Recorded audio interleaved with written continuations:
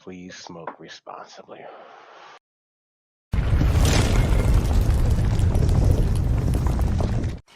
All right, welcome to D&D 20 Cap 24 From Dust. My name is Tommie. I play Throvin, a human monk. Along with me is Mike. Hello, hello. He plays Raspip, a gnome illusionist. Today we have a special guest, Jim. The Grand Tormentor. There we go. Usually we have we have Matt, who plays Brass. He's not here today. He's a human barbarian. Also, Tim, who plays Makar. He's a dark elf rogue scout. Nathan, who plays Nassau, a tiefling dustblade, and not long. So, did I mention Tim? I thought I said Tim. Did you say Tim? Oh, he said then D&D. All right. As you know, we are a guild called D&D 420, playing the world created by our friend and the guild master Jim, sitting around Vulkaminar, whatever, in the Widow Dark. You already high? I'm high. we're running a little late today too, so. All right, we might as well just get into this, man. I mean, what are you gonna say? You gonna say something? What? Who, me? I don't know. Yeah. Well, we started off at the Wilderdark. They're talking in a Hammerhold, and they talked to Mulbin and Helgar. They talked about what they've been doing in the Willwork. Nass and Brock died. Then what happened next is they mentioned the Dark Elf, and the Dark Elf in the here. Okay, see what I mean? He's gonna make it longer.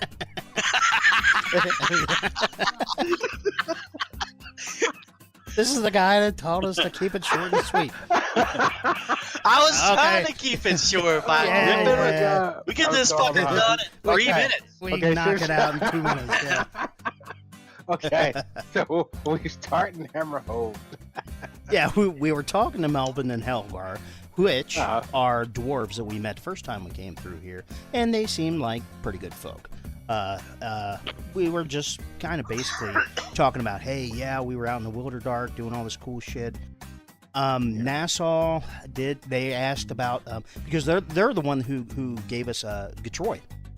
Gave the ones that gave us Gatroy? Mm-hmm. Oh, okay. Yeah. They didn't give you guys Gatroy. They gave it to Brock. Yeah. Because they didn't. They're like, you going out there by yourself? And like, yeah. And he said, well, I got these guys. And they're like, oh, you better take this. It's dangerous out there. Take this. Yeah, and then Nassau revealed that Brock had died. Yeah, he because we had thought about like, no, I don't know how we're going to do this, and we'll save that for after dark. But yeah, Nassau said, yeah, he died by dark elf hands, but we avenged him, and they were like, what the fuck? Yeah, they were like, oh, yeah, well, see, it was dark elf hands, we avenged them. I think that's when we kind of went into saying, hey, we might have ate them, and like, not only did we kill them, but we ate them a little bit, and we also tasted, yeah, they were kind of like shaking their heads and looking at us weird, and we also, I think, said, we ate some bears as well. And they thought that was kind of weird and a little bit funny. And they said, why would you do a thing like that? Mm-hmm. Yeah. And we were talking about, we mentioned that tyrant is one of the mean things that we had faced. Pip warned them. He's like, hey, I can show you. Warn them he's going to cast an illusion of the Deadeye Tyrant, and they still freaked out. Sorcerer! Sorcerer! Yeah, they weren't ready for that. They thought you summoned them, because they totally bought it. But you did tell them it's an illusion. They came up and touched it and stuff. Yeah, but I got the chains of disbelief as well, so it makes it even harder to disbelieve. Even if you're warned, it's hard. Yeah. Anyways, so we did ask how Hell Grease went, and they said they assumed it went fine, but they hadn't heard from Vulkaminar since then, which was not normal. So they hadn't. I took it. Pip took it as something's going on to the point where they're at least not getting messages back and forth. Mm-hmm. So we'll see. Like, oh, that's interesting. Meanwhile, Makar was outside with the instructions to go past the town and wait in the edge of the Wilderdark. We'll be there soon. But curiosity I don't whatever. Think, no, I'm pretty sure the guards are coming toward him, and the guards spotted him first. That's what I said. Okay, well, Yeah, that's it. yeah. And then he had to move. Yeah, Yeah. but your character was like, you should have stayed put. you Like, should- Oh Stay yeah, put, yeah, yeah. Again, Yeah, yeah. after dark. Yeah, after dark. Yeah. well, that's what happened. He But wasn't. He didn't. Curiosity did not get the best. Yeah. So So he comes. yeah. He got spotted, and he had to deal with it. He's playing as Pip. All right, go ahead. So man, I'm Pip like 80% of the day in any given day. This is Especially- recap notes of Pip only right here. Yeah, this is Pip's. This is how It's Pip saw it. Pip-centric. Pip-centric. Pip-centric. I was about to say the same thing. Pip-centric. So, so Okay. he comes. God damn it, guys! All right. Anyways, so for whatever reason, he decides to come back to the gatehouse where we were, knock on the and door. knocks on the door. Yeah. We are guests in this gatehouse, and we're all playing, so we know it's Makar at the door. But like good players, we sit there and wait for the dwarves to answer the door. And we all know it's going to shit in any second No, now. we all knew it was going In 3, 2, What? door Yeah. opens. Yeah. Dark elf, Yeah. kill the motherfucker. Yeah, exactly. Right away. Dark elf. Get your axe. Yeah, what you call try to say it's my pet. Like, Yeah. Nas What you plays call it. Yeah, NASA. Trying to say. Nas plays it. It's my pet. The dwarves didn't give a shit. It's like they were unfazed. And goes to attack Makar. Misses. Hits the door. It sinks into the door. Makar backs up and shoots once.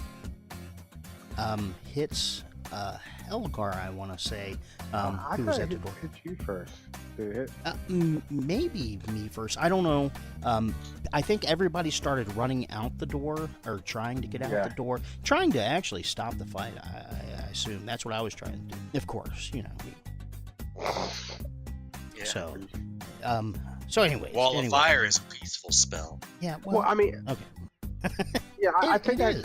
it seemed like he shot. It lays dead things back to rest. But anyways, Maybe, yeah. yeah. Well, anyways, in the let's just call it confusion. While we're running out the door, Makar gets off 2 shots. One of them was it a critical fail? Is why it hit me, or whatever. Critical fail. Yeah, critical fail with a critical fail like roll. Yeah. So he hits Pip as he's running out the door. Hits Helgar. We all make it outside, and Pip casts globe. Makar just takes off. He's just like, "Fuck this scene. I'm out." No. Yeah, okay, yeah, he does. You sort of get out, but before you get out, before you're casting that, what's his name? Nassau Nassau as casts he's darkness going. on the guy's armor. Yeah. Yeah. As he's on his way out, he casts darkness on the armor. But we all do get grouped up in the invisibility sphere, and we start moving away. We get a little ways away. Groven remembers. Oh shit, my backpack. Oh yeah, I need my backpack. my backpack. I know you guys said not to go back. Like, no, we don't forget about it. Like, no, I need my backpack. So I was going back. And So- yes, Throven turns around and goes back. And Vrask is like, I'm coming with you. Why did you go? Why was it so important to go back for the backpack? That was an after death question. I go back in there, fumbling around, trying to find my stuff. So, Grab onto his but that beard. makes me wonder, why were you going back for the backpack?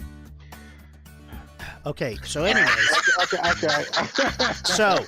so while they're fumbling around in the darkness, and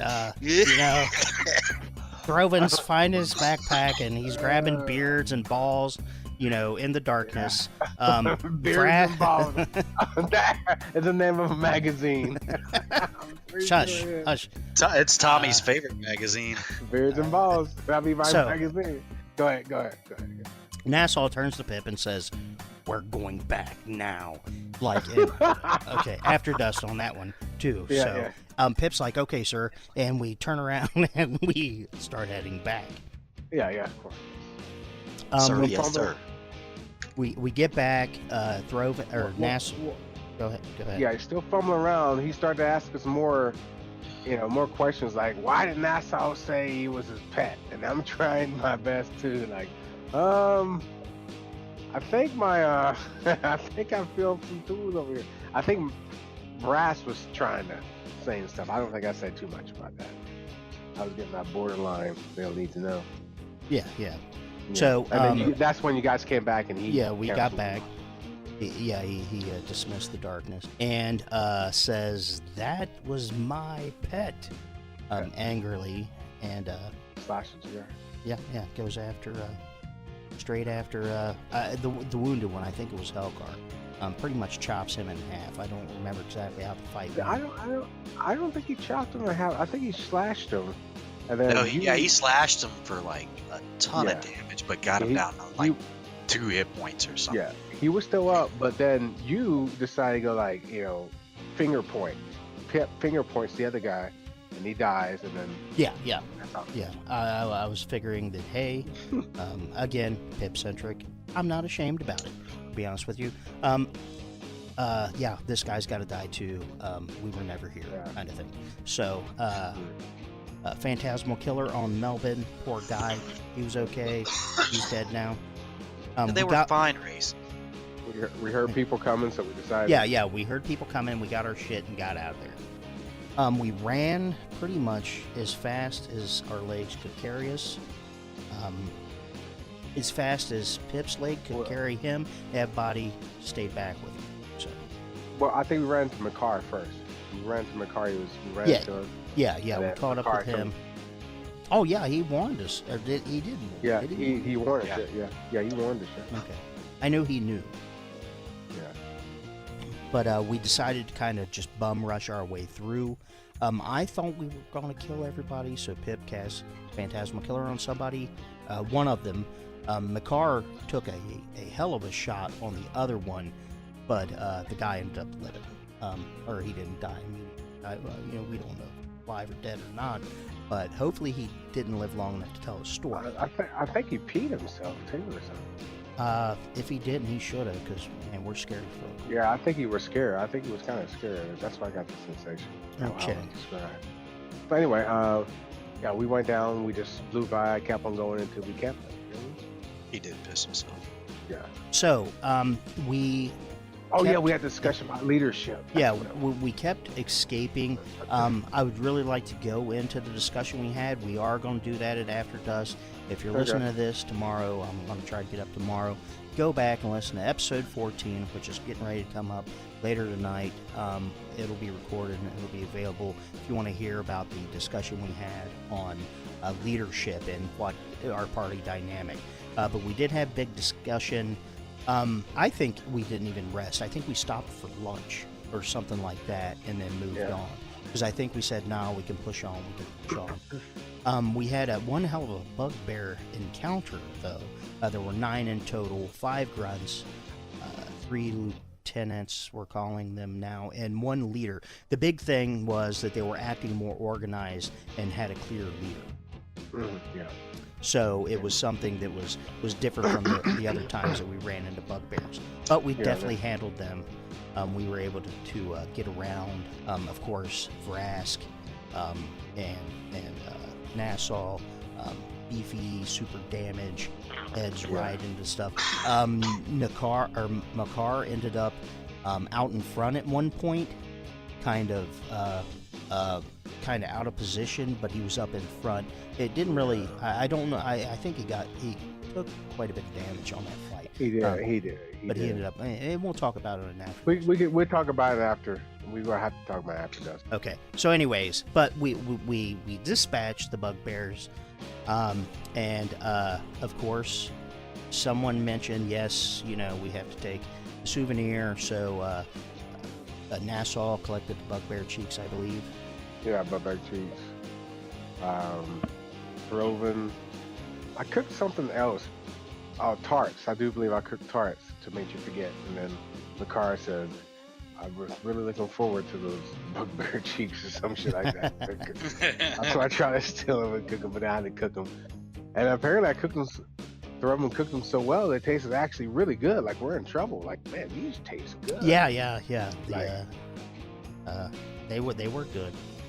Like bugbear is cheap meat. Like if people go out and kill bugbears, like pay us and we'll dispose of it. You know, like Yeah. yeah. But that and that brings us to the end. We marched again, or no, we rested. That's when we rested and we ate and all that. Because that's when I regained spells. And then we marched and we ran into a mishmash of undead potpourri. A pod of undead. A pod of A murder of undead. That's... I would like an ooze of undead. No. A school of undead. I guess so. It's cool. Yeah, I guess it is. So, A bushel of undead. Bushel. A peck. All right, so yeah, that was the end of it. Of various undead. That's the important. Yeah, thing. that is the big thing. Mishmash is the big thing because there were dwarves involved. That's where we called the game because it was getting Oh, close. that's what we called the game. Yeah, Yep, it was getting close yeah. to our time that we call it, and this is going to be a fight, and it's always good.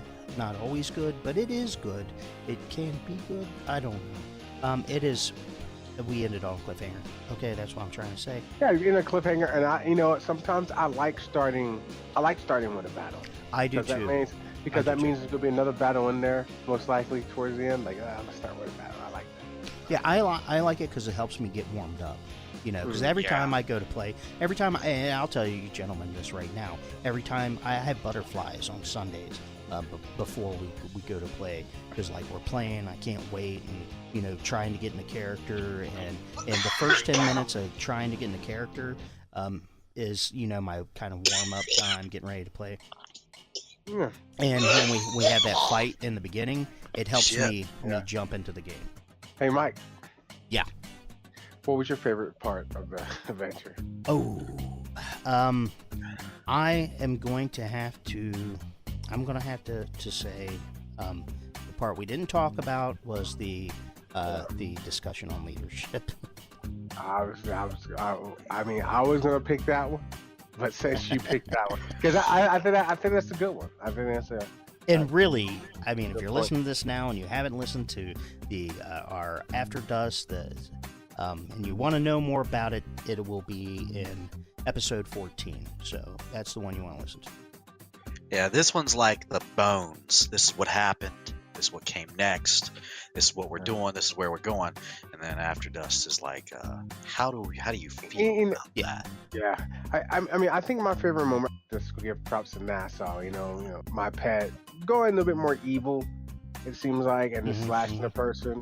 Not that he cares about. Makar, because we met Makar like 4 or 5 sleeps ago or some shit like that. I mean, clearly, yeah. Not as long as you know each other. We know each other for cycles and cycles. So that was fun. I mean, you almost think it like it wasn't because of the pet, is that you defy my word. Like, yeah. This is getting good. Jim, do you have? We rarely get. Jim. Yeah. What was your favorite part? Oh yeah, Pip getting shot. Pip getting shot. Wow. Yeah. Why is that in there? Why? How's that? All right, whatever. So I can get into it, man. It was a cool kind of thing. All right. Well, all right. That's it, ladies.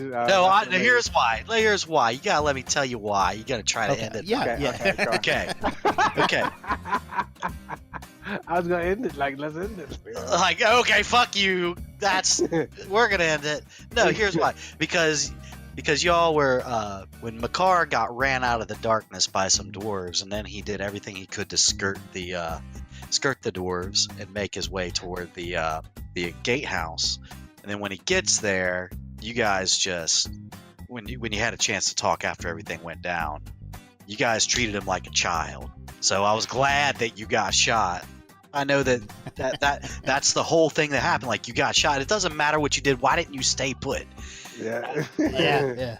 So like I like that whole scene. I like that whole thing because it shows you several things about the relationship there. Like, man, we could have left you back wherever. You don't even need to be on this trip. What are you gonna do when we get? This ain't nothing compared to Vulkaminar. What are you gonna do when we get back to them? Yeah. I like that whole thing from you getting shot all the way to treating him like a kid, and then I thought it was poetic justice that you guys catch up with him and he gets to warn you that there are more bad guys ahead. It's like, well, I still do my job. So I like that whole scene and the way it played out. I thought it was really cool. All right. Before we end this, any places we can be seen at, heard at, talked to, spanked? Are we on WeedTube yet? We will shortly be on WeedTube, or soonly. I don't know. Soonly. Yeah, we'll be on WeedTube. You can only see us on Facebook. You'll want to search for our page is D&D 420 Guild, and we also have a group that we'd love to have you involved with. It's just D&D 420. Find the group. We will set up. We definitely have a web presence. D&D420.com. And of course, you can hunt us down on Spotify. We are also on Podbean as well as YouTube. So we're everywhere, man. We're like all over. We're really getting everywhere. All right, coming soon to a WeedTube near you. Coming soon. All right, I'm going to have to end it on that note. My name is Tommie. I play Throvin. I'm Mike, and I play Raspet. And I'm Jimmy. I'm your Grand Tormentor. All right, I'm going to say, everyone, you have a nice night and enjoy